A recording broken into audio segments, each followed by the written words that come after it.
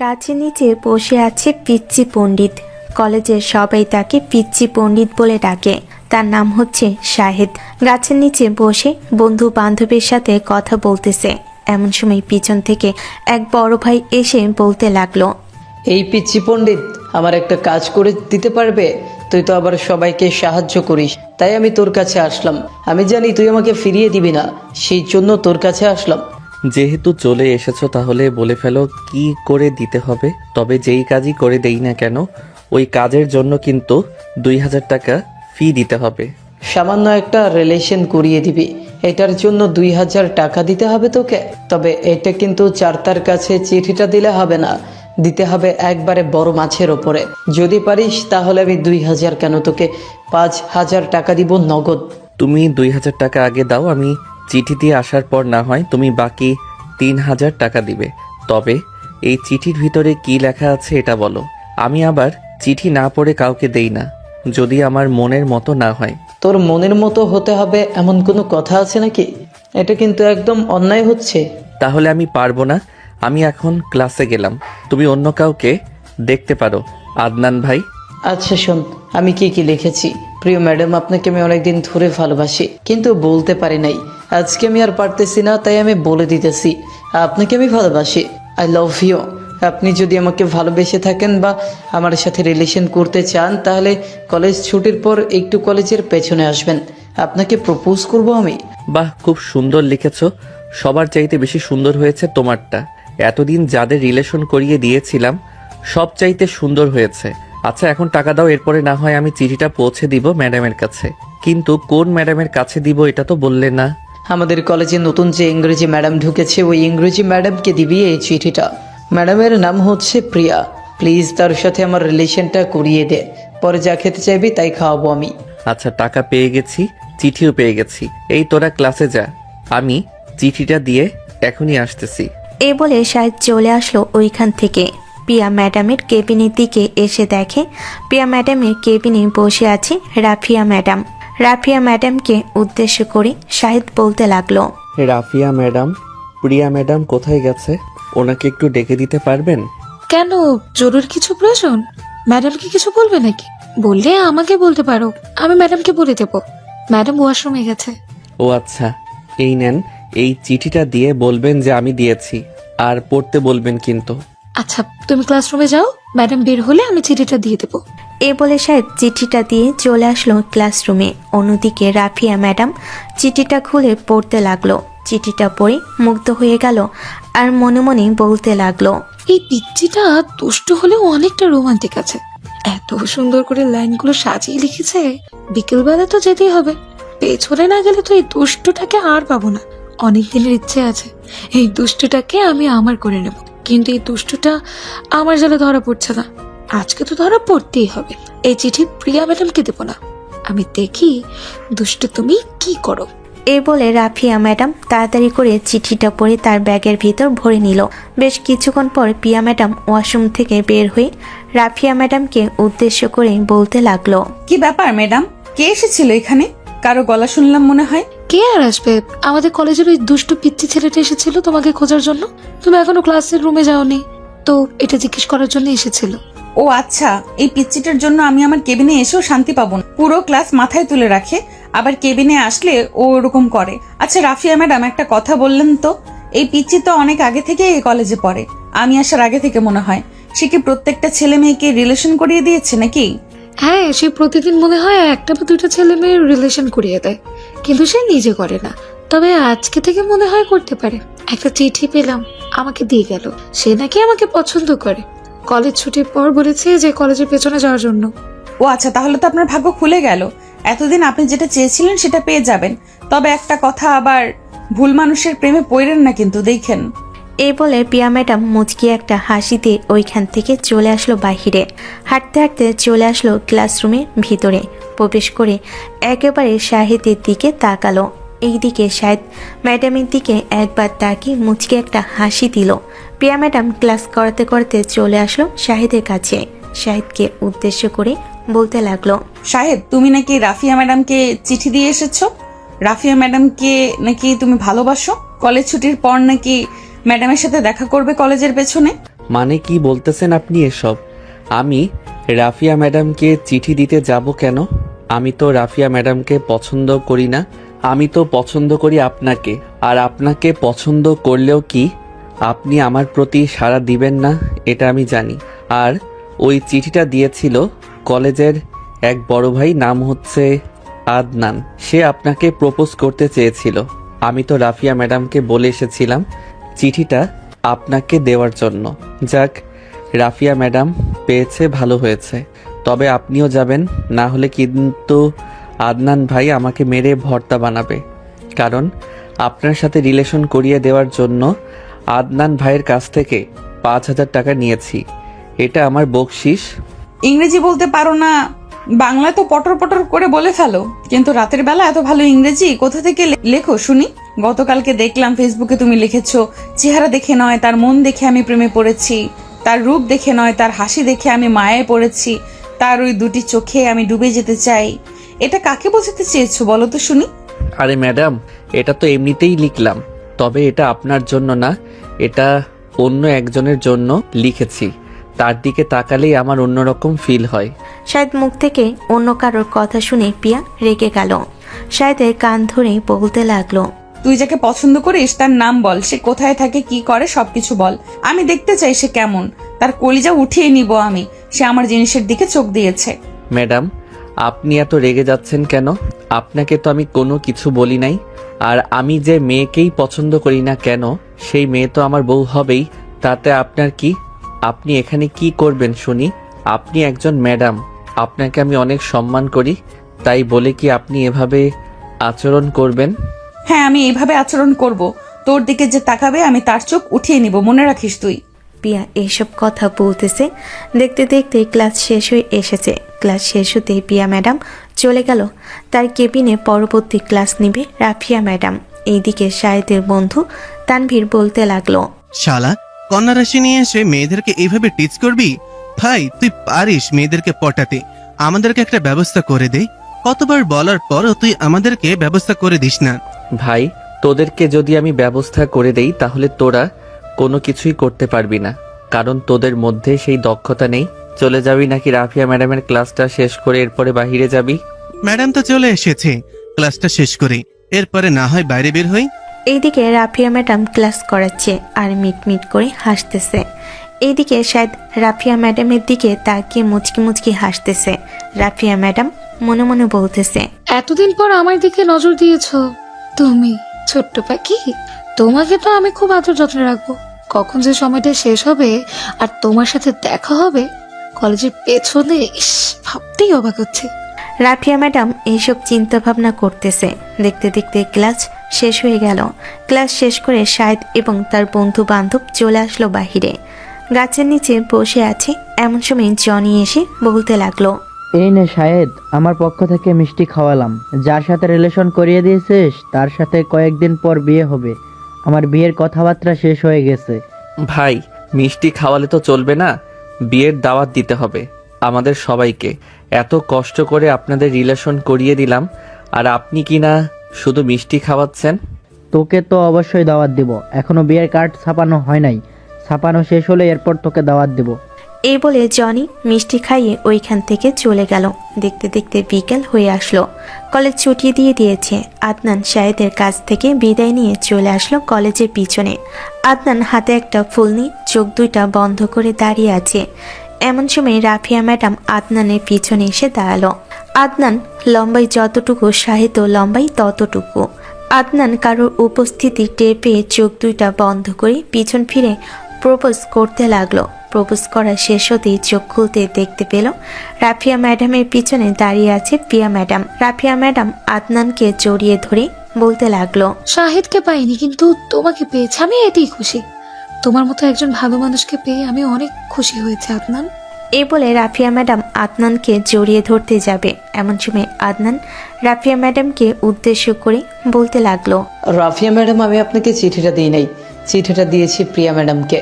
কিন্তু আপনি চিঠিটা পেলেন কোথায়? আর প্রিয়া ম্যাডাম, আপনি দূরে দাঁড়িয়ে আছেন কেন? আপনি আমার প্রপোজ অ্যাকসেপ্ট করেন নাই কেন? আদনান, তুমি যাকে প্রপোজ করেছো সে তোমার জন্য পারফেক্ট। আমি মনে করি যে সে খুবই ভালো হবে তোমার জন্য। না প্রিয়া ম্যাডাম, আমার ভালোর দরকার নেই, আমার আপনাকে প্রয়োজন। আপনি প্লিজ আমাকে ফিরিয়ে দেবেন না, প্লিজ এমন করবেন না আমার সাথে। আদনান, আমি রিলেশন করতে চাই না, তবে তুমি রাফিয়া ম্যাডামকে প্রপোজ করেছো। রাফিয়া ম্যাডাম তোমাকে খুব ভালোবাসে, তুমি রাফিয়া ম্যাডামের সাথে থাকতে পারো কয়েকটা দিন থেকে, এরপর না হয় আমাকে বলবে রাফিয়া ম্যাডাম ভালো নাকি খারাপ। আমি এখন গেলাম, দেরি হয়ে গেছে অনেক। এই বলে পিয়া ওইখান থেকে চলে আসলো তাদের বাসায়। এইদিকে আদনান পিছনে ফিরতে দেখতে পেল রাফিয়া ম্যাডাম তার দিকে তাকিয়ে আছে। এটা দেখে আদনান বলতে লাগলো, রাফিয়া ম্যাডাম, এটা আপনি একদম ঠিক করলেন না। প্রিয়া ম্যাডাম এসেছিল আমার প্রপোজ অ্যাকসেপ্ট করার জন্য, কিন্তু আপনি আগে চলে এসেছেন। আমি আপনার সাথে থাকতে পারবো না, আমি প্রিয়া ম্যাডামকে ভালোবাসি, প্রিয়া ম্যাডামের সাথে থাকবো। এই বলে আদনান ওইখান থেকে চলে আসলো বাসায়। এদিকে রাফিয়া ম্যাডামও আর দেরি না করে ওইখান থেকে চলে আসলো বাড়িতে। রাত প্রায় 2টা। রাফিয়া ম্যাডাম বসে আছে বেলকুনিতে আর মনে মনে বলতেছে, আমার ভাগ্যে হয়তো কোনো কিছু লেখা নেই, তাই এমন হয় আমার সাথে। তবে আমি যেটা চাই আশা করি সেটাই হবে। রাফিয়া ম্যাডাম এইসব কথাবার্তা বলতেছে, কখন যে বেলকুনিতে ঘুমিয়ে গেছে খেয়াল নেই। অন্যদিকে পিয়া ম্যাডাম এইদিকে ওই দিক করতে করতে ঘুম উড়ে গেল। মনে মনে পিয়া ম্যাডাম বলতে লাগলো, যেভাবে হোক আমার কোনো কিছু একটা করতে হবে, এভাবে চুপচাপ বসে থাকলে চলবে না। শাহেদকে আমার পেতেই হবে, তাকে না পেলে আমার চলবে না। পিয়া ম্যাডাম এইসব চিন্তা ভাবনা করতেছে, অন্যদিকে শাহেদ নাক ডেকে ঘুমাচ্ছে। তার কোনো চিন্তাই নেই, সে কেন চিন্তা করবে? তার তো কোনো চিন্তা করার দরকার নেই। পরের দিন সকাল 7টা। শাহেদ ঘুম থেকে উঠে বসে আছে। বেশ কিছুক্ষণ বসে থাকার পর শাহেদ ফ্রেশ হয়ে চলে আসলো নিচে। এসে দেখে তার ছোট বোন এবং তার আম্মু বসে বসে টিভি দেখতেছে। শাহেদকে দেখে তার ছোট বোন বলতে লাগলো, ভাইয়া, তুমি এটা করতে পারলে ম্যাডামের সাথে? ম্যাডাম তোমাকে কত সুন্দরভাবে প্রপোজ করেছিল আর তুমি রিজেক্ট করে দিলে। মানে তুই এসব কি বলতেছিস? ম্যাডাম আমাকে কবে প্রপোজ করেছে? আমাকে তো ম্যাডাম কখনো প্রপোজ করে নাই, আর তুই বলতেছিস ম্যাডাম আমাকে প্রপোজ করেছে? হ্যাঁ, আমি কালকে রাতে স্বপ্ন দেখেছি ম্যাডাম তোমাকে প্রপোজ করেছে এবং তুমি ম্যাডামকে এই বাড়ির বউ করে নিয়ে এসেছো। এটা কি সত্যি হবে ভাইয়া? এসব উল্টাপাল্টা চিন্তা ভাবনা করিস না, এসব কিছুই হবে না। তুই নিশ্চিন্তে থাক। আর তুই কলেজে যাস না কেন? অনেক দিন ধরে দেখলাম বাড়িতে বসে থাকিস। আম্মু, তুমি কিছু বলো না কেন? শারমিন একটু অসুস্থ, এটার জন্য তাকে কলেজে যেতে দেই নাই। আর তুই কলেজে গিয়ে এইসব করে বেড়াস, তাই না? তোর আব্বু আসুক, তোর বিয়ের ব্যবস্থা করব। আরে আম্মু, আমি এইসব কোনো কিছুই করি না। ম্যাডামরা উল্টো আমার পিছনে ঘোরাঘুরি করে। তুমি যদি বিশ্বাস না করো তাহলে একদিন বোরকা পরে সুন্দরভাবে সেজে এরপরে যাবে কলেজে, তারপর দেখতে পারবে ম্যাডামরা আমার সাথে কি করে। ঠিক আছে, সে না হয় দেখতে পারবো, তবে একটা কথা, তুই যেভাবে চাস সেভাবে চললে হবে না। কয়েকদিন পর তোর আব্বুর জায়গায় বসতে হবে, দোকান সামলাতে হবে এবং আরো অন্যান্য যেই কাজগুলো আছে সেই কাজগুলো শিখে রাখতে হবে। এটা তোমাকে চিন্তা করতে হবে না, এটা আমি দেখে নিব। এখন খাবার দাও, আমি আবার কলেজে যাব। এই বলে শাহেদ খাওয়া দাওয়া করে তার রুমে এসে কলেজের জন্য রেডি হয়ে চলে আসলো কলেজে। ভিতরে প্রবেশ করতে আদনান এসে শাহেদের সামনে দাঁড়ালো আর বলতে লাগলো, কিরে শাহেদ, তুই আমার সাথে এমনটা করতে পারলি? কালকে তোকে টাকা দিলাম আর তুই কাজটা ঠিক করে করতে পারলি না।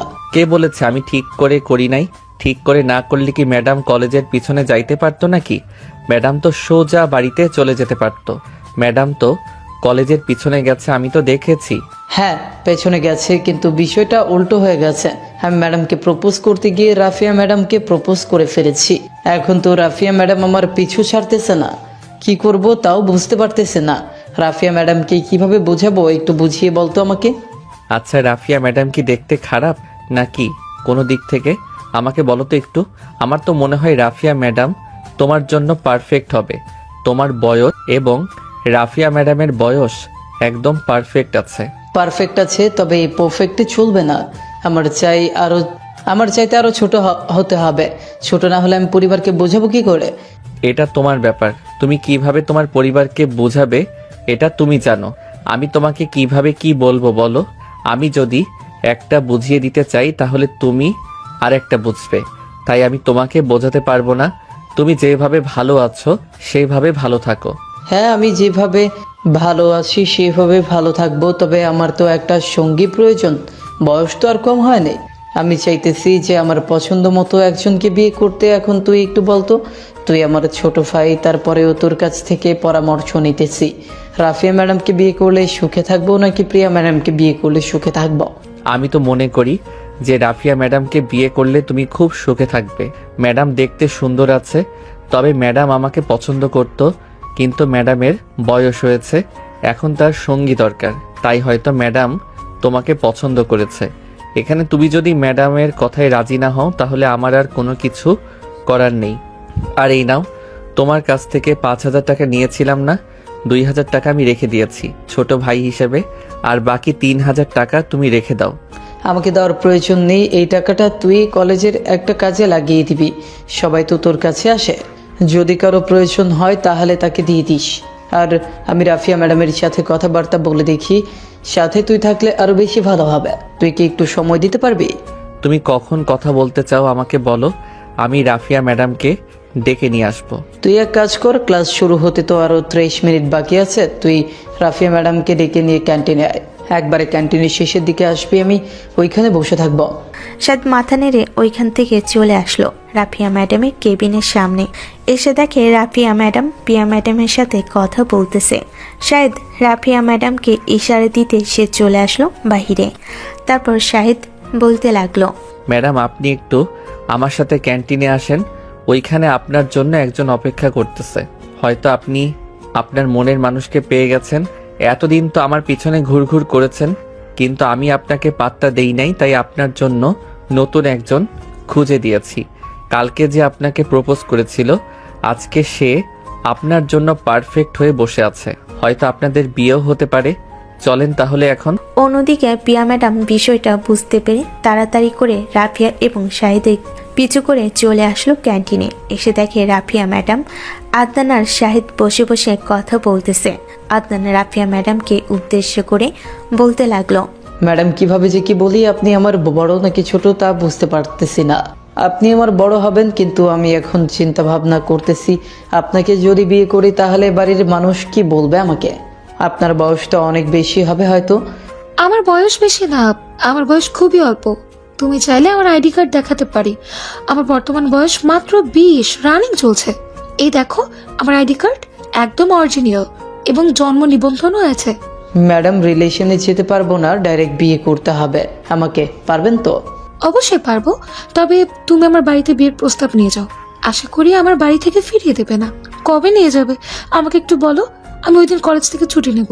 যেহেতু আজকে কথাবার্তা শেষ হয়েছে, চলেন আজকেই বাকি সব কাজ সেরে ফেলি, দেরি করার দরকার নেই। শাহেদ তুই আমার সাথে থাকবি, আর তোর বন্ধুদেরকেও বল আমার সাথে আসার জন্য। বিয়ের কাজে নেমে পড়েছি, বিয়ে করেই ছাড়ব। ভাই, আমি সবাইকে বিয়ে করিয়ে দেই, কিন্তু আমি নিজেই বিয়ে করতে পারি না। আমার সাথে এমন হয় কেন, এটা একটু বলবেন? বিয়ে করার জন্য কত কিছু করতেছি, কিন্তু পারতেছি না। আরে ভাই, বিয়ে করতে পারবি, তুই তো আমার থেকেও অনেক ছোট, আর তোর বিয়ে কার সাথে হবে এটা তুই নিজেই জানিস না। তবে আমার মনে হয় প্রিয়া ম্যাডাম তোকে বিয়ে করবে। ওই ইংলিশ শাকচুন্নি ম্যাডামকে আমি বিয়ে করব না। একটু পর পর পটর পটর করে ইংলিশ বলে। আমি তাকে বিয়ে করতে পারবো না। তার বিয়েও আমি ঠিক করতেছি, কয়েকদিন ওয়েট করেন, দেখবেন এই কলেজে এক বড় ভাইকে লাগিয়ে দিব। কত অফার এসেছে। শাহিদের কথা শেষ হতে না হতে বাহির থেকে প্রিয়া ম্যাডাম ভিতরে প্রবেশ করে। শাহিদকে উদ্দেশ্য করে বলতে লাগলো, মিস্টার শাহেদ, আপনি যত কিছুই করেন না কেন, আমি অন্যের প্রতি আসক্ত হব না। আমি আপনার প্রতি আসক্ত হয়েছি, আপনাকে আমার লাগবে। আপনাকে সবাই পিচ্চি পণ্ডিত ডাকে কেন জানেন? আপনি যে ব্রিটিশের মাথা নিয়ে ঘুরে বেড়ান, এটার জন্য আপনাকে সবাই পিচ্চি পণ্ডিত বলে ডাকে। আপনি মনে হয় এখানে লুকিয়ে লুকিয়ে আমাদের সব কথা শুনেছেন, তাই না? আপনি চোরের মতো লুকিয়ে লুকিয়ে সব কথা শুনেছেন কেন? You are a sceptic. Whatever you think, I came here for you, thinking that maybe something else would happen. হয়েছে হয়েছে, আর ইংরেজি বলতে হবে না। আপনার ইংরেজি শুনলে আমার মাথা ঘোরায়। মনে হয়েছে আপনি উল্টাপাল্টা ইংরেজি বলেন। আপনার এত ইংরেজি শোনার দরকার নেই আমার। শাহেদ এসব কথাবার্তা বলতেছে। বেশ কিছুক্ষণ পর শাহেদ আদনানের সাথে চলে আসলো আদনানের বাসায়। আদনানের আব্বু আম্মু এবং বোনকে নিয়ে চলে আসলো রাফিয়া ম্যাডামদের বাসায়। এদিকে রাফিয়া ম্যাডাম সেজে গুজে বসে আছে। আদনানের আম্মু বলতে লাগলো, আদনান, এই মেয়ে তো দেখি তোর চাইতেও বড় হবে। এই মেয়ের সাথে তোর বিয়ে দেওয়া যাবে না? আম্মু বেশি বড় না, মাত্র 7 মাসের বড়। আর এই মেয়ের সাথে যদি তোমরা আমার বিয়ে না দাও তাহলে আমি কোনোদিন বিয়ে করব না এবং বাড়ি ছেড়ে চলে যাব। তখন আর তোমরা আমাকে খুঁজেও পাবে না। তার মানে তুই বলতে চাইছিস এই মেয়েকে বিয়ে করবি তুই? হ্যাঁ, আমি যেটা সিদ্ধান্ত নিয়েছি সেটাই হবে। আমি এই মেয়েকেই বিয়ে করব, মানে এই মেয়েকেই বিয়ে করব এবং আজকেই বিয়ে করব। আমি দেরি করতে চাই না। আদনানের আম্মু আর কোনো উপায় না পেয়ে রাফিয়া ম্যাডামের সাথে আদনানের বিয়ে দিয়ে দিল। এদিকে সবাই খুশি। আদনান শাহিদকে ধন্যবাদ দিল। এদিকে শাহিদ চলে আসলো বাসায়। বসে বসে ফোন টিপতেছে, এমন সময় তার ফোনটা বেজে উঠল। তাকিয়ে দেখে তানভীর কল দিয়েছে। কলটা রিসিভ করতে ওপাশ থেকে বলতে লাগলো, কিরে শাহেদ, তোর তো কোনো খোঁজ খবর নাই, কোথায় আছিস? সেই সকালবেলা ক্যাম্পাস থেকে বের হয়ে গেছিস, এরপরে তুই আর আমাদেরকে ফোন দিস নাই। এইদিকে ক্যাম্পাসে কি হয়েছে জানিস? তুই যদি আমাকে না বলিস তাহলে জানবো কি করে? আর ক্যাম্পাসে কি এমন হয়েছে যে এইভাবে কথাবার্তা বলতেছিস তুই? প্রিয়া ম্যাডাম একটা সিনিয়র ভাইয়ের মাথা ফাটিয়ে ফেলেছে। ওই সিনিয়র ভাই প্রিয়া ম্যাডামের সাথে অনেক খারাপ ব্যবহার করেছিল, পরে প্রিয়া ম্যাডাম রাগে তার মাথা ফাটিয়ে দিয়েছে। একদম ভালো করেছে, কিন্তু এখন এখানে কি হয়েছে? আর প্রিয়া ম্যাডাম ঠিক আছে তো? প্রিয়া ম্যাডাম তো ঠিক আছে, তবে ওই সিনিয়র ভাই অনেক ভয় দেখাইছে যে কোনো সময় ম্যাডামের সাথে যে কোনো কিছু হয়ে যেতে পারে। এখন আমাদেরকে ম্যাডামের বডিগার্ড হয়ে থাকতে হবে।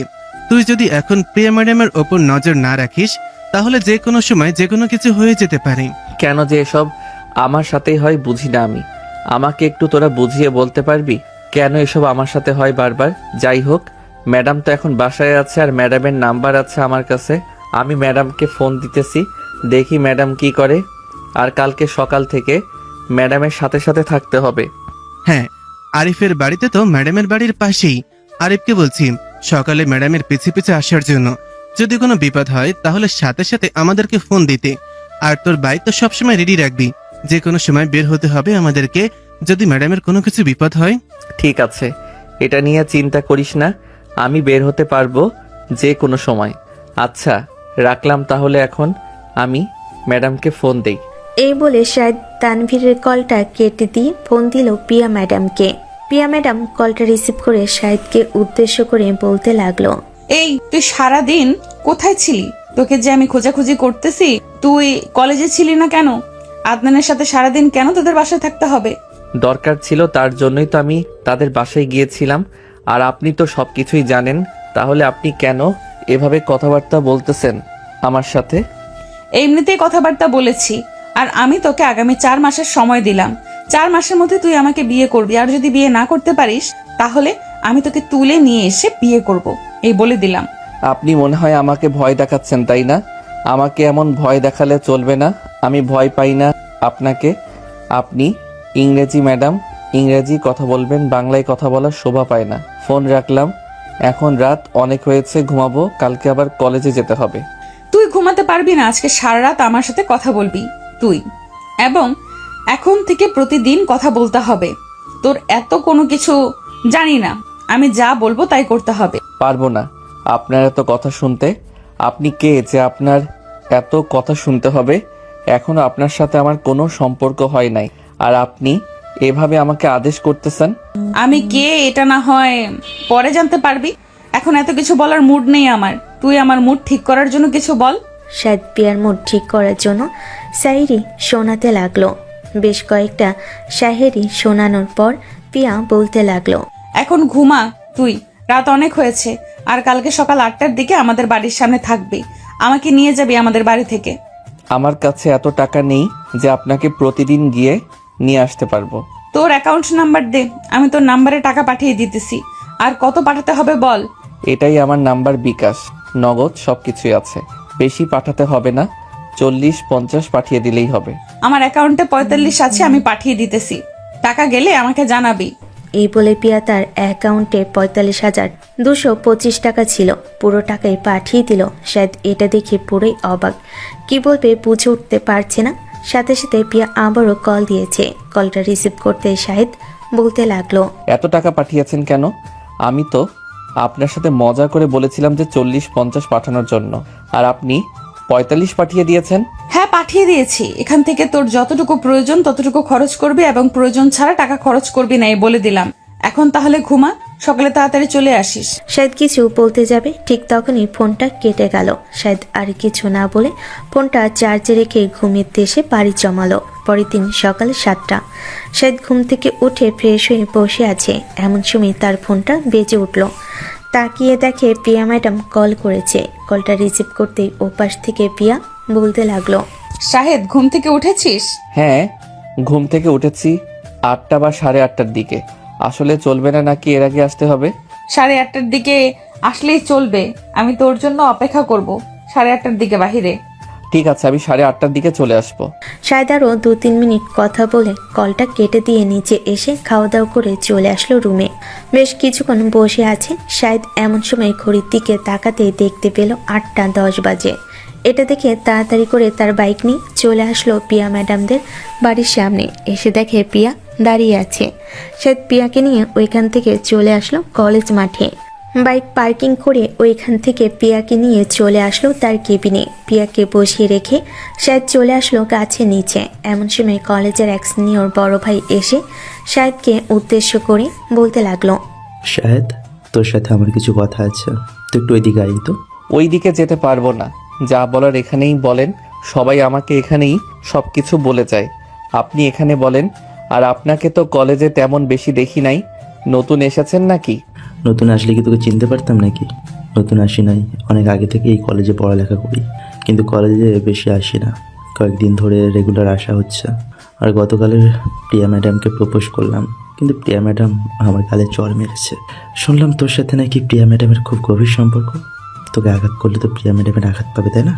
তাহলে তোকেই শেষ করে দিই। মামুন শায়দকে যেই কিছু করতে যাবে এমন সময় পিছন থেকে তানভীর এবং তার বাকি বন্ধুরা বলতে লাগলো, আরে মামুন ভাই, তাকে কিছু করার আগে আমাদের সাথে একটু পরামর্শ করে নিন। আপনি তাকে কিছু করে এখান থেকে চলে যাবেন, এটা তো আমাদের সাথে পরামর্শ করতে হবে। এরপর যদি আপনি যেতে না পারেন, এর আগে কিভাবে যাবেন বলেন? দেখ তানভীর, এখানে তোর আসার কোনো দরকার নেই। এখানে তুই আসলে তুই কিন্তু মাইর খাবি। শাহেদের সাথে আমার হিসেবটা মেটাতে হবে, তাহলে আমি সবকিছু কমপ্লিট করতে পারবো। আর শাহেদ, তোর ওই প্রিয় মানুষ মানে ওই প্রিয়া ম্যাডামকে আমি এমন কিছু করবো যে প্রিয়া ম্যাডাম আত্মহত্যা করতে বাধ্য হবে। আশা করি তুই বুঝতে পেরেছিস আমি কি বোঝাতে চাইছি। মামুনের কথা শুনে শায়দ রেগে মামুনের গালে ঠাস ঠাস করে চড় মারলো দুইটা, আর বলতে লাগলো, চুপচাপ হয়ে থাকি বলে তুই ভেবেছিস কিছু বলবো না তোকে? এখন যদি এখানে তোকে মেরে পুঁতে রাখি, তাহলে তোকে বাঁচানোর জন্য কেউ আসবে না। তুই যেটা বলবি সেটাই হবে নাকি? আমাকে বাঁচাতে কেউ আসবে না? তুই দেখতে চাস বল কে আসে আর কে না আসে? হ্যাঁ, আমি দেখতে চাই। চল তাহলে দুজনের মধ্যে ছোটখাটো একটা বিষয় নিয়ে ঝগড়া হয়ে যাক। মামুন তার কোমর থেকে ছুরিটা বের করে শায়দের হাতে চালিয়ে দিল। এদিকে শায়দ কি করবে বুঝে উঠতে পারছে না, তার হাত থেকে প্রচুর রক্ত পড়তেছে। এমন সময় পিছন থেকে তানভীর এবং তার বাকি বন্ধুরা মামুনকে ধরে পিটাতে লাগলো। প্রিয়া ম্যাডাম শায়দের হাত কেটে যাওয়া শুনে দৌড়ে তার কেবিন থেকে চলে আসলো। মাঠে এসে দেখে শায়দের হাত থেকে রক্ত পড়তেছে। এটা দেখে প্রিয়া ম্যাডাম তাড়াতাড়ি করে তার ওড়নাটা দিয়ে শায়দের হাত বেঁধে নিয়ে চলে আসলো হাসপাতালে। ডাক্তার শায়দের হাত ব্যান্ডেজ করে দিতেছে, 6টা সেলাই লেগেছে। প্রিয়া শায়দকে উদ্দেশ্য করে বলতে লাগলো, আমি কি তোকে একবারও বলেছিলাম তার সাথে মারামারি করার জন্য? তুমি গেলে কেন তার সাথে মারামারি করতে? তাকে তো আমি জুতো পিটা করেছিলাম গতকালকে, তারপরেও তুমি কেন মারামারি করতে গেলে? সে আমার সাথে লাগতে এসেছিল, আমি জানতাম না তার কোমরে যে ছুরি রাখা আছে। জানলে কখনই তার সাথে মারামারি করতে যেতাম না। তবে যা হবার হয়ে গেছে, ওইদিকে তাকে মেরে ভর্তা বানিয়ে ফেলেছে। তানভীর মামুনকে মেরে পুলিশের হাতে তুলে দিল। কিছুক্ষণের মধ্যেই তানভীর এবং তার বাকি বন্ধুরা চলে আসলো হাসপাতালে। শায়দের হাতে ব্যান্ডেজ করা শেষ হতে কিছুক্ষণ শুয়ে রইল। তানভীর শায়দের সামনে এসে প্রিয়াকে উদ্দেশ্য করে বলতে লাগলো, প্রিয়া ম্যাডাম, আপনার চাকরি করে কি করবেন? এখন আপনার চাকরি করার দরকার নেই। আপনি এক কাজ করেন, এখন থেকে বাসায় থাকেন। যতদিন না আপনাদের বিয়ে হচ্ছে ততদিন আপনি বাইরে বের হলে বিপদ হবে। এখন শাহেদের বিপদ হয়েছে, কয়েকদিন পর আপনার হতে পারে। না, এখন চাকরি ছেড়ে দিলে চলবে না। আমি আরো কয়েকটা মাস চাকরি করতে চাই এখানে। আর শাহেদ যেদিন আমাকে নিয়ে যাবে ওই দিন আমি চাকরি ছেড়ে দেব। তানভীর আর কয়েকটা মাস চাকরি করুক, আমিও কয়েকটা মাসের মধ্যে আমাদের সকল কিছু বুঝে এরপরে না হয় বিয়েটা করে ফেলবো। তুই যেটা ভালো মনে করিস সেটাই কর। আমি আর কি বলবো তোকে এখানে? এখন আর আমার কোনো কিছু বলার প্রয়োজন নেই। আমার যতটুকু বলার প্রয়োজন ছিল আমি বলেছি। হ্যাঁ, তবে তোর কথাও সত্যি। কিন্তু প্রিয়া ম্যাডাম তো মাত্র কয়েকদিন হয়েছে এখানে এসেছে। এখন যদি আমার জন্য চাকরিটা ছেড়ে দেয় তাহলে কেমন দেখায় না? আর এমনিতে ও কলেজে স্যার ম্যাডাম শর্ট। প্রিয়া করতে থাকুক, তার উপর তো আমরা নজর রাখবো। আর মামুনের কি করেছিস? তাকে মামলা দিয়ে জেলে ঢুকিয়ে দিয়ে এসেছি। আশা করি 6 থেকে 7 মাসের ভেতরে বের হতে পারবে না। ও আচ্ছা, ভালো কাজ করেছিস। আমিও চাইছিলাম এমন কিছু একটা হোক। এখন চল বাসায় চলে যাই, অনেক সময় হয়েছে। এখানে আছি, আম্মু জানলে আবার টেনশন করবে। বাসায় গিয়ে একবারে দেখে নেবে। শাহেদ তার বন্ধু বান্ধব এবং পিয়াকে নিয়ে চলে আসলো বাসায়। কলিং বেল দিতেই শারমিন এসে দরজা খুলে দিল। সবাইকে একসাথে দেখে শারমিন বলতে লাগলো, কি ব্যাপার ভাইয়া, তোমার হাতে কি হয়েছে? হাতে ব্যান্ডেজ করা কেন? তেমন কিছু হয় নাই, পড়ে গিয়ে একটু কেটে গিয়েছে, তাই আর কি এমন হয়েছে। বেশি কিছু চিন্তা করার দরকার নেই। শাহেদ, তুই তাহলে রুমে গিয়ে একটু রেস্ট কর। আর ম্যাডাম, আপনি এখন কি কলেজে যাবেন নাকি এখানে থাকবেন? কলেজ তো আমার ব্যাগপত্র সবকিছু রয়েছে, কলেজে তো যেতে হবে। এই সবকিছু নিয়ে আসার জন্য তুমি কি আমার সাথে যেতে পারবে তানভীর? হ্যাঁ চলেন, তাহলে গিয়ে দিয়ে আসি। আর শাহেদ, তুই রুমেই থাক, গিয়ে রেস্ট কর। আমি ম্যাডামকে নিয়ে যাইতেছি, আর আসতে কিছুক্ষণের মধ্যেই। ঠিক আছে, সাবধানে যাস, দেখে শুনে। তানভীর ওইখান থেকে চলে আসলো পিয়া ম্যাডামকে নিয়ে কলেজে। পিয়া ম্যাডাম তার সমস্ত কিছু নিয়ে চলে আসলো আবারও শাহেদদের বাসায়। কলিং বেল দিতে শাহেদের আম্মু এসে দরজা খুলে দিল। পিয়া ম্যাডাম এবং তানভীর বাড়ির ভিতরে প্রবেশ করলো। তানভীর পিয়া ম্যাডামকে শাহেদের আম্মুর সাথে পরিচয় করিয়ে দিল। শাহেদের আম্মু পিয়া ম্যাডামকে উদ্দেশ্য করে বলতে লাগলো, হবার হয়ে গেছে, এসব নিয়ে এখন আর চিন্তা করার দরকার নেই। যত চিন্তা করবে তত বেশি মাথায় টেনশন হবে, এত টেনশন করার দরকার নেই। শাহেদের আম্মু পিয়াকে নিয়ে চলে আসলো শাহেদের রুমে। সবাই বসে আছে শাহেদের সাথে কথাবার্তা বলতেছে। এইদিকে পিয়া শাহেদের মাথায় হাত বুলিয়ে দিতেছে আর টুকটাক কথা বলতেছে। এমন সময় শারমিন পিয়া ম্যাডামকে উদ্দেশ্য করে বলতে লাগলো, এখন যেভাবে আমার ভাইয়ের সেবা যত্ন করতেছেন, বিয়ের পর এইভাবে সেবা যত্ন করবেন তো? যদি অসুস্থ হয় তখন তো আরো বেশি করে করতে হবে। এখন তো সে আমার হাজবেন্ড হয়, না হইলে না হয় করতে পারতাম। কিছুদিন পর দেখতে পারবে তোমার ভাইকে কিভাবে সেবা যত্ন করি। শারমিন আর পিয়া এইসব কথাবার্তা বলতেছে। বেশ কিছুক্ষণ এইসব কথাবার্তা বলার পর পিয়া শাহেদকে উদ্দেশ্য করে বলতে লাগলো, শাহেদ, তুমি এখন ঘুমাও, এত জেগে থাকার দরকার নেই। অনেকক্ষণ হয়েছে তুমি ঘুমাও না, শরীর অনেক ক্লান্ত মনে হয়, তাড়াতাড়ি ঘুমাও তুমি।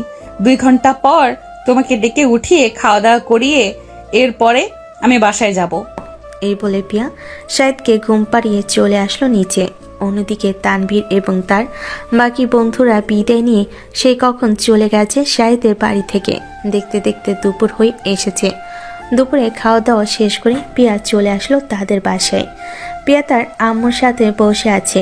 এমন সময় তার আম্মু বলতে লাগলো, কিরে প্রিয়া, আমি এসব কি শুনতেছি? তুই নাকি একটা পিচ্চি ছেলের সাথে রিলেশন করিস, আর ছেলেটা নাকি ফাজিল। হ্যাঁ আম্মু, আমি একটা পিচ্চি ছেলের সাথে রিলেশন করি, আর ছেলেটা একটু ফাজিল। ছোট ছেলেরা সবসময় একটু ফাজিল হয়, এটা তুমি সবসময় জানো। কয়েকদিন পর দেখবে এমনিতেই ঠিক হয়ে গেছে। যেটাই করিস না কেন বুঝে শুনে এরপরে সামনের দিকে পা এগিয়ে নিবি। আশা করি তুই ভুল পথে কখনো পা ফেলিসনি আর ফেলবিও না। হ্যাঁ আম্মু, কখনো ফেলি নাই আর ফেলবো না, তুমি নিশ্চিন্তে থাকতে পারো। এই বলে পিয়া ওইখান থেকে চলে আসলো তার রুমে। ফ্রেশ হয়ে কিছুক্ষণ বিশ্রাম নিয়ে সন্ধ্যায় চলে আসলো শাহেদদের বাসায়। সবাই একসাথে বসে গল্প করতেছে। এমন সময় পিয়ার ফোনটা বেজে উঠল। তাকিয়ে দেখে তানভীর কল দিয়েছে। কলটা রিসিভ করতে ওপাশ থেকে তানভীর বলতে লাগলো, হ্যালো ম্যাডাম, শাহেদ এখনো ঘুমাচ্ছে নাকি? তাকে কতগুলো কল দিলাম, কল রিসিভ করলো না তো। না, সে তো তার রুমেই বসে আছে। আচ্ছা আমি যাইতেছি, দেখি সে কি করতেছে। তাকে কল দিয়েছো, কল ধরে নাই, এমনও তো হবার কথা না। আমি তো কিছুক্ষণ আগে তার রুম থেকে এসেছি মাত্র নিচে, আমি উপরে গিয়ে তোমাকে কল দিতেছি। এই বলে পিয়া কলটা কেটে দিয়ে চলে আসলো উপরে। এসে দেখে শাহেদ ফোনটা নিয়ে কি যেন করতেছে। এটা দেখে পিয়া শাহেদকে উদ্দেশ্য করে বলতে লাগলো, শাহেদ, তোমার কি হয়েছে? তানভীর সেই কখন থেকে কল দিতেছে, তুমি নাকি কল রিসিভ করতেছো না? তোমার ফোন নাকি বন্ধ বলতেছে?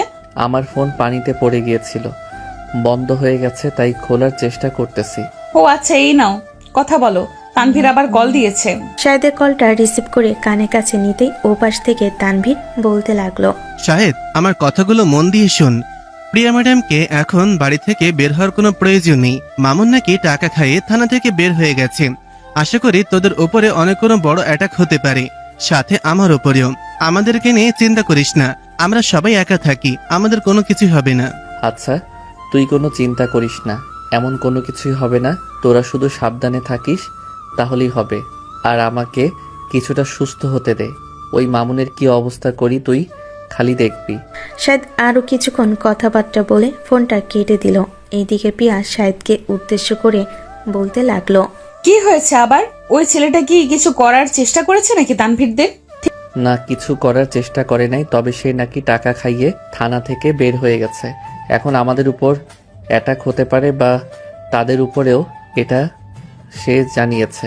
কাল থেকে তোমার কলেজে যাওয়ার দরকার নেই, কয়েকটা দিনের জন্য ছুটি নিয়ে নাও। আমিও কিছুটা সুস্থ হই, তারপরে না হয় কলেজে যাওয়া যাবে। ঠিক আছে, আমি প্রিন্সিপাল স্যারের কাছ থেকে কয়েকটা দিনের জন্য ছুটি নিয়ে নিব। তুমি যতদিন না সুস্থ হচ্ছ ততদিন ছুটি নিব। পিয়া এইসব কথাবার্তা বলতেছে। বেশ কিছুক্ষণ এইসব কথাবার্তা বলার পর পিয়া চলে আসলো নিচে।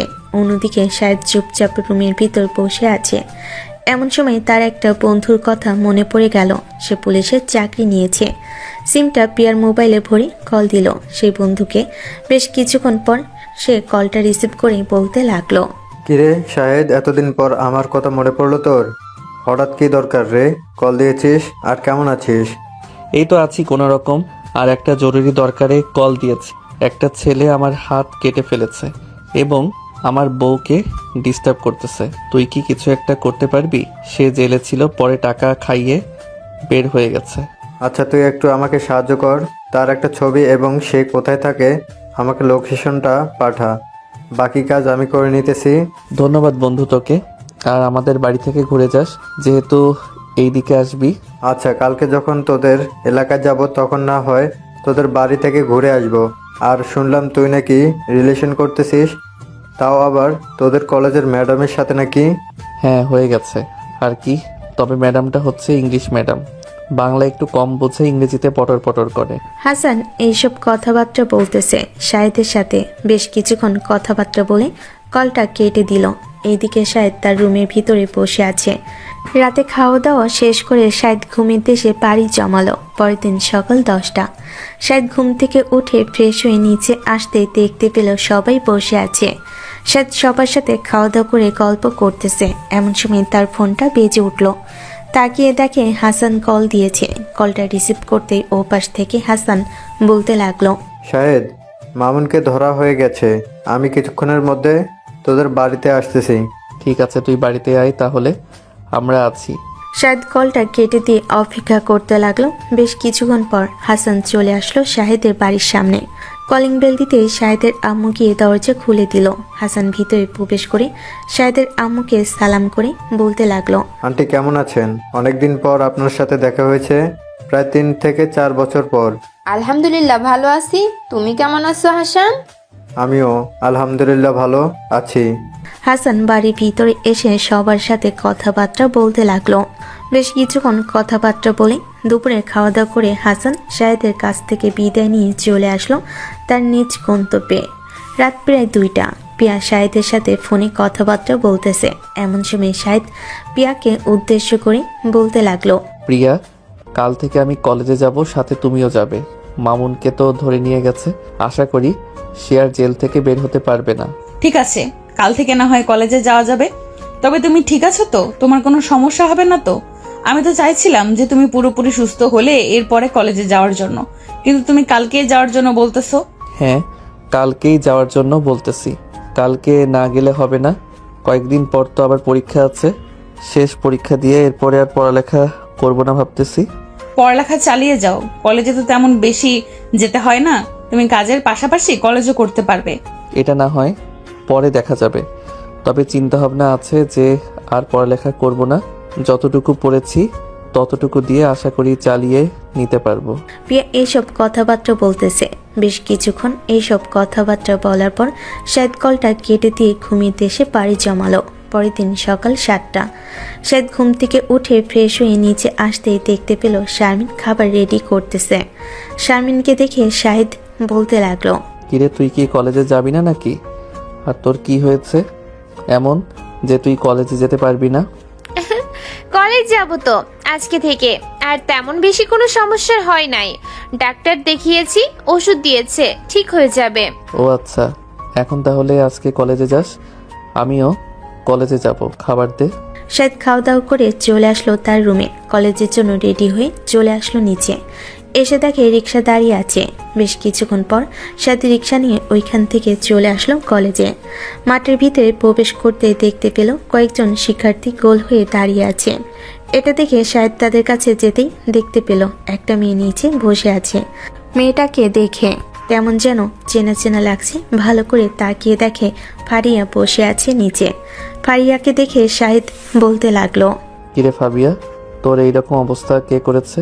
আর তুই 2-3 দিন কোথায় ছিলি? তোর আব্বু আম্মু যে তোকে পাগলের মতো খোঁজাখুঁজি করতেছে। আমার সব কিছু শেষ হয়ে গেছে শাহিদ, আমি আর বাঁচে থাকতে পারবো না। তুই আমার বাবা মাকে বুঝিয়ে রাখিস, আমি আজকে আত্মহত্যা করব এই কলেজের ছাদ থেকে। এই বলে ফারিয়া দৌড়ে ছাদে যেতে যাবে। এমন সময় শাহিদ ফারিয়ার একটি হাত টেনে ধরে নিয়ে চলে আসলো কলেজের পিছনে আর বলতে লাগলো, কি হয়েছে? তানভীর কি তোকে কিছু করেছে নাকি অন্য কেউ কিছু করেছে তোকে? আমি তোকে কি বলবো বুঝে উঠতে পারতেছি না। আসলে আমি তানভীরের সাথে রিলেশনে যাওয়ার পরেও আরেকটা রিলেশন করেছিলাম। ওই ছেলেটা আমার সর্বনাশ করে ছেড়ে দিয়েছে।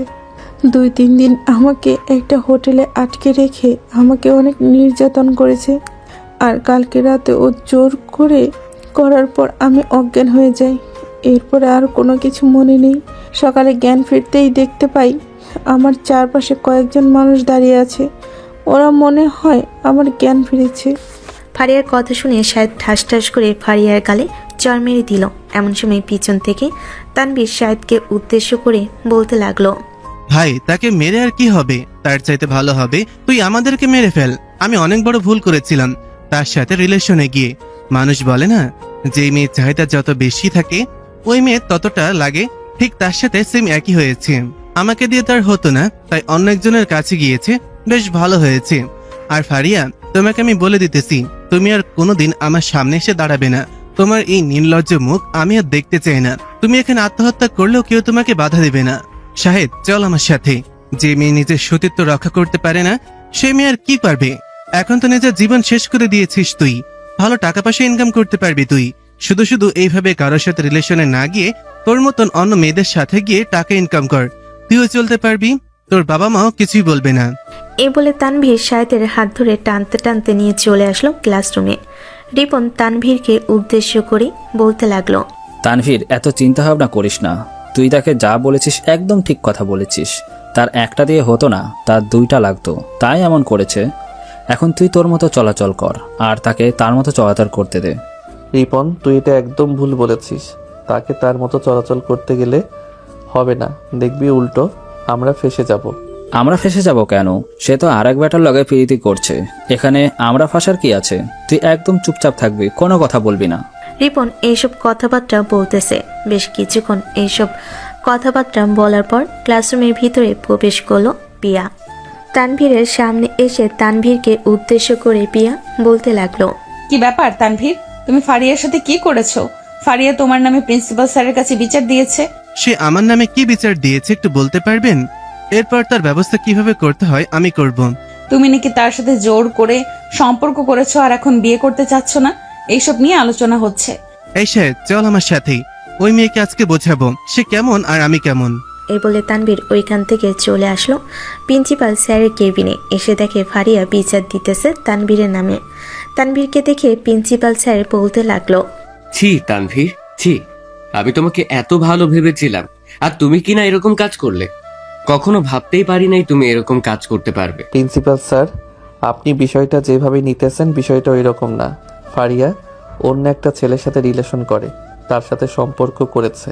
আপনার যদি বিশ্বাস না করেন তাহলে হাসপাতালে চলেন, ডাক্তারের সাথে কথাবার্তা বলে কয়েকটা টেস্ট করালে অবশ্যই বুঝতে পারবেন। আমি কোনো টেস্ট করাতে পারবো না, তানবীর আমার সাথে জোর করে সম্পর্ক করেছে। এখন তানবীরের আমাকে বিয়ে করতে হবে, আর যদি বিয়ে না করে তাহলে আমি আদালতের কাছে যাব। আর আদালতের কাছে পরে যাওয়া যাবে, তার আগে কয়েকটা পরীক্ষা করা যাক, এরপরে বোঝা যাবে আপনি কার সাথে রিলেশন করেছেন। এতদিন আপনাকে খুব ভালো ভেবেছিলাম, কিন্তু আপনার ভিতরে এই রকম ছি। ফারিয়া, শাহেদ যা বলতেছে একদম ঠিক বলতেছে। চলো হাসপাতালে যাওয়া যাক, আগে কয়েকটা পরীক্ষা হোক, এরপরে বোঝা যাবে কে তোমার সাথে কি করেছে আর কে তোমার সাথে কি করে নাই। আমি যাব না মানে যাব না। আপনারা যতক্ষণ এই ব্যাপার নিয়ে সমাধান না করতেছেন ততক্ষণ আমি এখান থেকে যাব না। সমাধান তো হবেই, হাসপাতালে যাও, এরপরে কয়েকটা পরীক্ষা করা হোক। যদি তানভীর তোমার সাথে এরকম করে থাকে তাহলে ওই হাসপাতালে আমি নিজে দাঁড়িয়ে তোমাদেরকে বিয়ে দিব। আর যদি তুমি অন্য কারোর সাথে এরকম করে থাকো তাহলে এখান থেকে এক্ষুনি চলে যেতে পারো, তাহলে তোমার জন্য ভালো হবে। আর এখানে গিয়ে যদি টেস্ট করিয়ে ফলাফল যদি ভুল আসে তাহলে কিন্তু তোমার অবস্থা খুব খারাপ হয়ে যাবে, ওইখান থেকেই তোমাকে পুলিশ ধরে নিয়ে যাবে। প্রিন্সিপাল স্যারের কথা শুনে ফারিয়া কিছুটা ভয় পেয়ে গেল, তাই তাড়াতাড়ি করে ওইখান থেকে চলে আসলো বাসায়। এইদিকে প্রিন্সিপাল তানভীরকে উদ্দেশ্য করে বলতে লাগলো, তানভীর, তুমি নিশ্চিন্তে থাকো, আমি যতদিন আছি ততদিন তোমার কিছুই হতে দিব না। এই মেয়েটা ভালো না, এখন বুঝতে পারলাম। আর আমি তোমার উপরে অনেক সন্দেহ করেছিলাম, সন্দেহ করার জন্য তোমার কাছে মাপ চাইতেছি, প্লিজ আমাকে মাফ করে দাও। আরে স্যার, মাপ চাইতে হবে না আমার কাছে। আপনি বড় মানুষ এবং আপনি বিষয়টা বুঝেছেন, এখন মাপ চাওয়ার কোনো দরকার নেই। তানভীর এবং শাহিদ এসব কথাবার্তা বলতেছে। বেশ কিছুক্ষণ এসব কথাবার্তা বলে ওইখান থেকে চলে আসলো ক্লাসরুমে। কয়েকটা ক্লাস শেষ করে যার যার বাসায় চলে গেল। বিকাল 5টা। শাহিদ তার বন্ধুদের সাথে 3 রাস্তার মোড়ে আড্ডা দিতেছে। এমন সময় তার ফোনটা বেজে উঠল। তাকিয়ে দেখে পিয়া কল দিয়েছে। কলটা রিসিভ করতেই ওপাশ থেকে পিয়া বলতে লাগলো, শাহেদ, তুমি এখন কোথায় আছো? আমাদের বাসার সামনে আসো তো, তোমার জন্য আমি খাবার রান্না করেছি, খাবারগুলো নিয়ে যাও। আমার সাথে তো আমার বন্ধু বান্ধবরা আছে, আমার জন্য একা রান্না করলে হবে নাকি? আমার বন্ধু বান্ধবের জন্য তো রান্না করতে হবে। আচ্ছা, তুমি সবাইকে নিয়ে আমাদের বাসায় আসো, আজকে আমি নিজের হাতে রান্না করেছি, তোমাদেরকে খাওয়াবো। শায়দ কলটা কেটে দিয়ে ওইখান থেকে চলে আসলো পিয়াদের বাসায়। কলিং বেল দিতেই পিয়া এসে দরজা খুলে দিল। সবাই বাড়ির ভিতরে ঢুকে খাবার টেবিলে গিয়ে বসে পড়লো। পিয়া সবাইকে খাবার রেডি করে দিতেছে। এদিকে সবাই খাওয়া দাওয়া করতেছে। খাওয়া দাওয়া শেষ হতেই পিয়া শায়দকে উদ্দেশ্য করে বলতে লাগলো, এত রাত অব্দি বাইরে থাকার দরকার নেই, বাসায় যাও, গিয়ে ঘুমাও। আর তোমরা বাড়িতে যাও, বেশি রাতে বাইরে থাকা ভালো না। ম্যাডাম, আপনি তো শাহেদের সাথে কথাবার্তা বলতে পারবেন, কিন্তু আমি কার সাথে কথা বলবো? আমরা তো আর কারোর সাথে কথা বলতে পারবো না, তাই একটু বাইরে বসে আড্ডা দিই। ঠিক আছে, তবে 10টা পর্যন্ত আড্ডা দিতে পারবে, এর বেশি দিতে পারবে না, এই বলে দিলাম। এই কথা শুনে শায়দরা ওইখান থেকে চলে আসলো 3 রাস্তার মোড়ে। আবারও চায়ের দোকানে বসে আড্ডা দিতে লাগলো। রাত 10টা। শায়দ সবার কাছ থেকে বিদায় নিয়ে চলে আসলো বাড়িতে। কলিং বেল দিতেই শারমিন এসে দরজা খুলে দিল আর বলতে লাগলো, এইভাবে বাইরে ঘোরাঘুরি করো কেন? বাসায় থাকতে পারো না? হাতের অবস্থা যে ভালো না, এটা একবারও খেয়াল করো না তুমি? রুমের ভিতরে আর কত বসে থাকবো বল তুই? রুমের ভিতরে বসে থাকতে ভালো লাগে না, তাই তো বাহিরে গিয়ে আড্ডা দিই। আর আমি খাবার খেয়ে এসেছি, এখন আর কোনো কিছু খাবো না। এই বলে শায়দ চলে আসলো তার রুমে। দরজাটা লাগিয়ে দিয়ে বিছানায় শুয়ে পড়তেই সাথে সাথে কল আসলো পিয়ার। কলটা রিসিভ করতেই ও পাশ থেকে বলতে লাগলো, কি ব্যাপার, তুমি কয়টায় বাসায় পৌঁছেছো? তোমাকে সেই কখন থেকে কল দিতেছি, কল রিসিভ করো না কেন? ফোন পকেটে ছিল আর আমি 10টার দিকে বাসায় চলে এসেছি। তুমি যে কল দিয়েছো বুঝতে পারি নাই। ও আচ্ছা, খাওয়া দাওয়া করেছো নাকি এখান থেকে খাবার খেয়ে গেছো? ওই খাবারই চলবে? এখন আর খাবো না, আমার আর ক্ষুধা নেই। তোমাদের ওইখান থেকে খাবার খেয়ে এসেছি, ওটাই চলবে। পিয়া এসব কথাবার্তা বলতেছে বেশ কিছুক্ষণ। এসব কথাবার্তা বলার পর শায়দ কলটা কেটে দিয়ে ঘুমিয়ে এসে পাড়ি জমালো। পরের দিন সকালে আবারও দুজন চলে আসলো কলেজে। ক্লাস করতেছে। এমন সময় পিয়া শাহিদকে উদ্দেশ্য করে বলতে লাগলো, শাহেদ, আমাদের কলেজ থেকে ঘোরার জন্য বাস রেডি করতেছে, তোমরা যাবে নাকি? গেলে প্রিন্সিপাল স্যারের সাথে কথা বলতে পারো, আশা করি প্রিন্সিপাল স্যার তোমাদেরকে মানা করবে না। হ্যাঁ, আপনি গেলে তো অবশ্যই যাব। আমি প্রিন্সিপাল স্যারের সাথে কথা বলে আসতেছি, থাকেন তাহলে। এই বলে শাহিদ কল দিল প্রিন্সিপাল স্যারের কাছে। প্রিন্সিপাল স্যারকে সবকিছু বলার পর প্রিন্সিপাল স্যার বলতে লাগলো, শাহেদ, তুমি সবার জন্য তো বলতেছো, তবে 5 জন যেতে পারবে? তোমরা 5 জন যদি ছেলে হও তাহলে যেতে পারবে। তবে একটা সমস্যা হয়েছে, একটা সিট আছে প্রিয়া ম্যাডামের পাশে, আর 4টা সিট আছে একদম পেছনে। যদি যেতে চাও তাহলে বলতে পারো। ঠিক আছে স্যার, আমরা যাব। কালকে সকালে আমরা কলেজের সামনে থাকবো। ঠিক আছে, তাহলে কালকে সকাল সকাল চলে আসবে। শাহেদ কলটা কেটে দিয়ে তার বাকি 4 জন বন্ধুকে জানিয়ে আবারও কল দিল পিয়াকে। পিয়া কলটা রিসিভ করতেই বলতে লাগলো, কি ব্যাপার সাহেব, প্রিন্সিপাল স্যার কি বলেছে? সবকিছু ঠিকঠাক আছে তো? তোমরা যেতে পারবে? হ্যাঁ, আমরা যেতে পারবো। কথাবার্তা শেষ হয়ে গেছে। স্যার বলেছে যে কালকে সকালে তাড়াতাড়ি চলে যাওয়ার জন্য। আর একটা সিট আপনার পাশে আছে, ওই সিটটা না হয় আমার জন্য বরাদ্দ থাকবে। শাহেদ আরও 2 ঘন্টা কথা বলে ঘুমিতে সে পাড়ি জমালো। পরের দিন ঘুম থেকে উঠে ফ্রেশ হয়ে তাড়াতাড়ি করে তার সকল বন্ধুদেরকে নিয়ে চলে আসলো কলেজের মাঠে। এদিকে পিয়া শাহেদের জন্য অপেক্ষা করছিল। শাহেদকে দেখে মুচকি একটা হাসি দিয়ে গাড়িতে উঠে পড়ল। এইদিকে শাহেদ তার বন্ধুদেরকে পিছনে পাঠিয়ে দিয়ে সে পিয়ার সাথে গিয়ে বসে পড়ল। পিয়া তো মহা খুশি, কি বলবে বুঝে উঠতে পারছে না শাহেদকে। বেশ কিছুক্ষণ এইভাবে যাওয়ার পর পিয়া শাহেদকে উদ্দেশ্য করে বলতে লাগলো, সাহেব তুমি জানো আমি তোমাকে কেন এখানে নিয়ে এসেছি? তোমাকে ঘুরতে নিয়ে যাচ্ছি। জানলে কি আর এখানে বসে থাকতাম? আর ঘোরাঘুরি করার জন্য তো বলেছো, তার জন্যই তো এখানে এসেছি। আমি আমার আব্বু আম্মুকে তোমাদের বাসায় পাঠিয়েছি, হয়তোবা তারা পৌঁছে গেছে আর আমাদের বিয়ের আয়োজন শুরু করে দিয়েছে। মানে এসব তুমি কি বলতেছো? আমাদের বিয়ে হবে কখন? এখান থেকে ঘুরে আসার পর আমাদের বিয়ে হবে, আর তুমি নিশ্চিন্তে থাকো। হ্যাঁ, আমি নিশ্চিন্তে আছি, কিন্তু এখন এটা না করলেও পারতেন। আমি তো একটা পিচ্চি মানুষ। হয়েছে হয়েছে, আর পিচ্ছি বলতে হবে না। এখন চুপচাপ সামনের দিকে তাকিয়ে থাকো, সবাই আমাদের দিকে তাকিয়ে আছে। পিয়া শাহেদ টুকটাক কথা বলতেছে আর সামনের দিকে তাকিয়ে আছে। দেখতে দেখতে সবাই চলে আসলো রাজবাড়ি। সবাই ঘোরাঘুরি করতেছে। এদিকে শাহেদ আর পিয়া এবং শাহেদের বন্ধু বান্ধব ঘোরাঘুরি করতেছে। এক সময় শাহেদের বন্ধু বলতে লাগলো, ম্যাডাম অনেক তো হয়েছে, আপনাদের প্রেম কাহিনী দেখলাম, এখন বিয়ে কবে করতেছেন এটা বলেন। অনেকদিন হয়েছে আমরা কোনো দাওয়াত খাই নাই, আপনারা বিয়ে করলে তো একটা দাওয়াত খেতে পারতাম আর কি। এই তো আজকে এখান থেকে যাই, সন্ধ্যার আগে বাসায় পৌঁছাতে পারলেই বিয়ের দাওয়াত খেতে পারবে। আর যদি সন্ধ্যার পরপর বাসায় পৌঁছাই তাহলে কালকে বিয়ে হবে। আশা করি আজকেই হয়ে যাবে, তোমরা নিশ্চিন্তে থাকো। তার মানে আপনি প্ল্যান করেই আমাদেরকে এখানে নিয়ে এসেছেন যাতে আমরা এখানে সময় দিতে পারি, আর আপনি আপনার পরিবারকে হয়তো বলেছেন ওইদিকে সবকিছু ব্যবস্থা করে রাখার জন্য, তাই না? একদম ঠিক ধরেছ, আমি বাসায় বলে এসেছিলাম তারা ওই দিক দিয়ে সবকিছু ঠিক করে রাখবে। সন্ধ্যার আগে পৌঁছাতে পারলেই আমাদের বিয়ে হয়ে যাবে। শাহেদ চুপচাপ সবার সাথে হাঁটছে আর আশেপাশে প্রকৃতির পরিবেশ দেখছে। বেশ কিছুক্ষণ প্রকৃতির পরিবেশ দেখার পর শাহেদ বলতে লাগলো, প্রিয়া, আমার তো ক্ষুধা লেগেছে, আমি কি খাবো? খাবার কি সাথে নিয়ে এসেছেন নাকি? এই নাও রুটি খাও। আমি তো আর অন্য খাবার কিছু নিয়ে আসতে পারি নাই, শুধু রুটি নিয়ে এসেছি দোকান থেকে। আর এই নাও তোমরাও খাওয়া শুরু করো। আপাতত এইটুকু খাও, পরে দুপুরের খাবারের ব্যবস্থা আছে। সবাই রুটি খেতে লাগলো। এইদিকে শাহেদ রুটি খাইতেছে আর পিয়াকেও খাইয়ে দিতেছে। দুজনে এত ভালোবাসা দেখে তানভীর বলতে লাগলো, শাহেদ বন্ধু, এইভাবে আমাদের সামনে লজ্জা দিস না। আমাদেরও তো ইচ্ছে আছে এইভাবে আমাদের বউকে খাইয়ে দিব। তুই তো পেয়ে গেছিস, তাই তো খাইয়ে দিতে পারছিস। আচ্ছা থাক, তোদের সামনে আর খাইয়ে দিব না, তোরা নিশ্চিন্তে থাক। এখন চল ওই দিকে ঘোরাঘুরি করে ভিতরের দিকে গিয়ে কয়েকটা ছবি তুলে এরপরে বের হয়ে যাব। এই বলে শাহেদ খাওয়া দাওয়া শেষ করে সবাইকে নিয়ে পেছনের দিকে গিয়ে আবারও সামনের দিকে এসে ভিতরে ঢুকে কয়েকটা ছবি তুলে নিয়ে চলে আসলো। বাহিরে এসে দেখে সবাই গাড়ির দিকে এগিয়ে যাইতেছে। এটা দেখে শাহেদ বলতে লাগলো, প্রিয়া, তুমি কি সত্যি আজকে আমাকে বিয়ে করবে নাকি আমাকে মিথ্যা কথা বলেছো ওই সময়? সত্যি কথা বলতেছি, আমি আমার আব্বু আম্মুকে তোমাদের বাসায় পাঠিয়েছি। আর তোমার আব্বু আম্মুর সাথে অনেক আগেই কথা হয়েছে আমাদের, ফোনে সবকিছু বলে রেখেছি। এখন আজকে তোমাদের বাসায় গেছে, বাকি সবকিছু তোমাদের বাসা থেকে সেরে ফেলবে। তুমি বাসায় চলো, এরপরে দেখতে পারবে নিজের চোখে।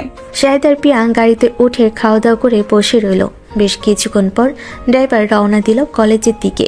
বিকাল 5টায় গাড়ি কলেজের মাঠে এসে পৌঁছালো। পিয়া ম্যাডাম প্রিন্সিপাল স্যারের কাছ থেকে বিদায় নিয়ে শাহেদদের সাথে এবং শাহেদদের বন্ধু বান্ধবের সাথে চলে আসলো শাহেদদের বাসায়। কলিং বেল দিতে শাহেদের আম্মু এসে দরজা খুলে দিল। সবাইকে দেখে খুশি হয়ে বলতে লাগলো, বেশ ভালো করেছো, একবারে সবাই চলে এসেছো। আমি ভাবছিলাম ফোন দিয়ে বলবো, এখন চলে এসেছো, খুব ভালো হয়েছে। যাও সবাই ফ্রেশ হয়ে নিচে আসো, এরপরে কিছুক্ষণ রেস্ট করো। আমি শাহাদের আব্বুকে পাঠাচ্ছি কাজী ডেকে নিয়ে আসার জন্য। শাহেদ চলে আসলো তার বন্ধু বান্ধবকে নিয়ে তার রুমে ফ্রেশ হয়ে বসে রইল। এইদিকে পিয়া অন্য একটা রুমে গিয়ে ফ্রেশ হয়ে নিচে এসে সবার সাথে কথা বলতেছে। তানভীর শাহেদকে উদ্দেশ্য করে বলতে লাগলো, বন্ধু, আজকে তো তোদের শেষ রাত। তোকে আর কি বলবো বুঝে উঠতে পারছি না। আশা করি তোদের আজকে রাত খুবই সুন্দর হবে। হ্যাঁ, মুহূর্ত সুন্দর হবে, তবে আমি জানতাম না এসব কোনো কিছুই। যদি আগে জানতাম তাহলে আরো ভালো কিছু হতো। চলো নিচে যাই, গিয়ে সবার সাথে বসে কথাবার্তা বলি। হ্যাঁ চল নিচে যাওয়া যাক। আর আমাদের জন্য কিছু ইনোনার ব্যবস্থা করো, যাতে ভালোভাবে খেতে পারি তোদের বাসায়। আমার রুমেই আছে, এই নে, একবারে এখান থেকে খেয়ে এরপরে নিচে চল। সবাই খেয়ে চলে আসলো নিচে, সবার সাথে বসে বসে কথা বলতেছে। বেশ কিছুক্ষণ কথা বলার পর হঠাৎ কলিং বেল বেজে উঠল। শাহেদ গিয়ে দরজা খুলতেই দেখতে পেল তার আব্বু কাজী নিয়ে দাঁড়িয়ে আছে। দুজন বাড়ির ভিতর এসে বসে রইল।